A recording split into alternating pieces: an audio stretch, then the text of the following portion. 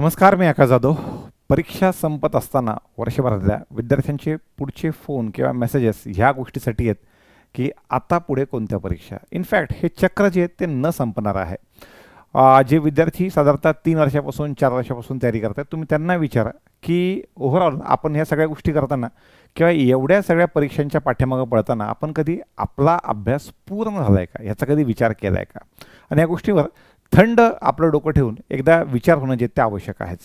आता मी नेहमी क्लासमध्ये एक एक्झाम्पल सांगत असतो, ते म्हणजे समजा की आज समृद्धी एक्सप्रेसवे आहे ज्याच्यावर आपण 120च्या स्पीडनं गाडी चालवू शकतो. दुसरा एखादा नॅशनल हायवे असेल त्याच्यावरची आपली स्पीड कुठेतरी आपल्याला 80-100च्या मध्ये ठेवावं लागते, आणि एखादा स्टेट हायवे असेल तर 60-80च्या मध्ये आपण स्पीड असतो, आणि त्यातल्या एखाद्या ग्रामीण भागात रस्ता असेल तर 60च्या आत आपण या पद्धतीने आपल्या गाडीची स्पीड ठेवतो. असं का हो? ग्रामीण भागातल्या रस्त्यावर आपल्याला आपली स्पीड ही समृद्धीत की 120 का आणता येत नाही?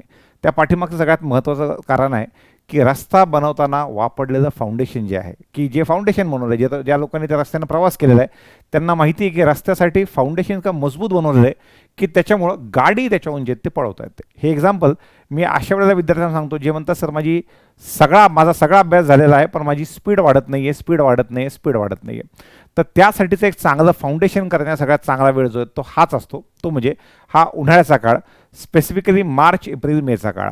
या काळामध्ये साधारणतः आपण जेवढा काही अभ्यास करतो तोच आपलं ह्या वर्षभरामधलं सिलेक्शन जे ते ठरवत असतो की आपलं सिलेक्शन कुठे होणार आणि काय होणार. त्यातल्या त्यात ज्यावेळेला समजा आपण थोडंसं लेट तयारीला लागलो गणिताच्या किंवा रिझनिंगच्या, तर त्या ठिकाणी चालून जातं. त्या पाठीमागचं रिझन असे की ते प्रॅक्टिस बेस्ड सब्जेक्ट आहे. आज सकाळच्या वेळेला माझं पर्सेंटेज खराब आहे, तर मी सकाळपासून किंवा आजचा 1 दिवस 2 दिवस 3 दिवस कंटिन्युअस 3-4 तास पर्सेंटेज केलं की दुसऱ्या तिसऱ्या दिवशी माझा टॉपिक खूप चांगला होऊन जातो.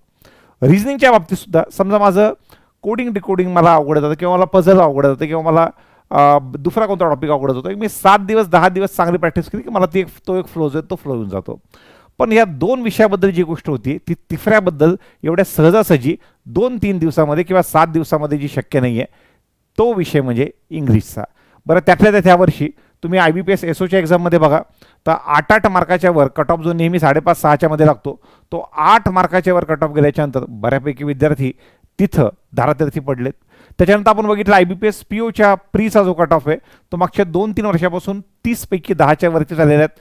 भरपूर सारे विद्यार्थी तिकडे कटतायत.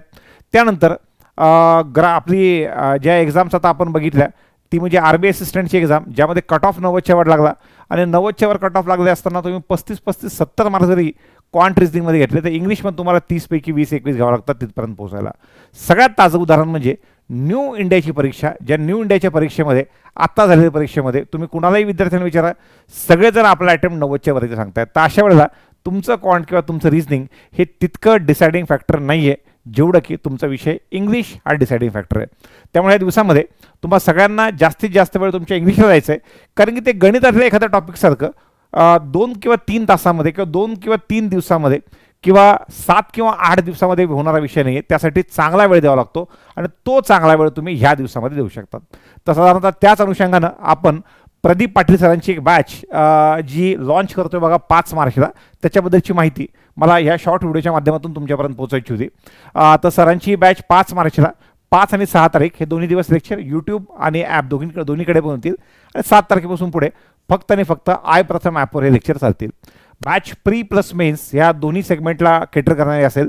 त्यामध्ये सरांचे 100+ सेशन्स आहेत. इंग्लिश एकदम बेसिकपासून ॲडव्हान्सपर्यंत असेल. प्रॅक्टिकल ग्रामर जे लागतं ते कवर होईल. त्यांचे वोकॅब डेव्हलपमेंट सेशन त्यामध्ये असतील. त्यानंतर त्यामध्ये त्यांची जी इंग्लिश ड्राईव्ह ॲप आहे त्यावरच्या सगळ्या टेस्ट ह्या विद्यार्थ्यांना जे ते इन्क्लुडेड असतील. टेस्ट प्लस सरांचा व्हिडिओ ॲनालिसिस हा सगळा पार्ट त्यामध्ये असणार आहेत. आणि सगळ्यात महत्त्वाचं म्हणजे रिझनिंगसाठी लागणारं क्रिटिकल रिझनिंग किंवा हाय रिझनिंग आणि डिस्क्रिप्टिव्ह इंग्लिश हा सुद्धा पार्ट त्यामध्ये कवर्ड असणार आहे. तर या बॅचची व्हॅलिडिटी 1 इयर असणार आहे, आणि बॅचसाठीची फीस ही 2,500 प्लस GST असेल. पण साधारणतः संकल्पने प्रथमवर जे विद्यार्थी आहेत ज्यांनी याआधी कोणती ना कोणती बॅच परचेस केलेली आहे अशा विद्यार्थ्यांसाठी ही फीस 500 कमी अर्थात 2,000 प्लस GST असणार आहेत. त्यासाठी जेही संकल्प किंवा प्रथमचे विद्यार्थी आहेत ज्यांनी ह्याआधी कोणती ना कोणती बॅच ही ऑफलाईनमध्ये ऑनलाईनमध्ये केलेली आहेत त्यांनी फक्त खाली एक गुगल फॉर्म मी दिलेला आहे. गुगल फॉर्म पिन कमेंटमध्ये पण दिलेला आहे, आणि गुगल फॉर्म जो आहे तो डिस्क्रिप्शनमध्ये सुद्धा दिलेला आहे. तो फॉर्म भरून द्यायचा आहे. तो फॉर्म भरल्याच्या नंतर खाली जो कॉन्टॅक्ट नंबर आहे त्याहून तुम्हाला कॉल येईल, किंवा तुम्हाला तुमचं पहिल्यांदा तुम्ही जे डिटेल्स भरलेले आहेत ते एकदा चेक होतील बॅकएंडला. ते चेक करून तुम्हाला वन टाईम यूजचा एक कुपन कोड पाठवण्यात येईल. तो कुपन कोड फक्त एकदाच वापरता येतो. वन टाईम यूजचा कोड पाठवण्यात येईल. तो साधारणतः वापरून तुम्हाला ह्या बॅचसाठी जे ते डिस्काउंट घेता येईल. आणि 2500 प्लस GST जी इतरांना फीस आहे ती तुमच्यासाठी विथ इंग्लिश ड्राईव्ह टेस्ट ही 2000 प्लस GST असणार आहे. तर मला असं वाटतं हे पुढचे 3 महिने मार्च, एप्रिल आणि मे हे खूप चांगल्या पद्धतीनं इंग्लिश आणि सोबत क्वांट रिझनिंगला तुम्हाला वापरायचे आहेत. ह्यासाठी मी संदर्भ यासाठी दिला आधार कार्डच्या एक्झामचा, की दिवसेंदिवस ओव्हरऑल जर तुम्ही बघितलं किंवा मागचं वर्ष 2023 तुम्ही बघितलं, एक व्हिडिओ पण मी पाठीमागे टाकला होता की महिना दीड महिन्याआधी, की मागच्या वर्षी विद्यार्थ्यांच्या एक्झाम जाण्याच्या पाठीमागचं रिझन आणि विद्यार्थ्यांचा निकाल येण्याच्या पाठीमागचं रिझन. तर त्याबद्दल मागच्या वर्षी केलेली चूक पुन्हा करू नका अशा आशाचा समथिंग तो व्हिडिओ होता. आणि त्यातून सांगण्यात येणारी माहिती हीच होती जी सध्याला ह्या व्हिडिओच्या माध्यमातून मी सांगतोय. तर सरांची बॅच साधारण 5 मार्चला सकाळी 11 वाजता स्टार्ट होती. जास्तीत जास्त बँकिंगची तयारी करणाऱ्या विद्यार्थ्यांनी या बॅचचा लाभ जो आहे तो घ्यायचा आहे. धन्यवाद.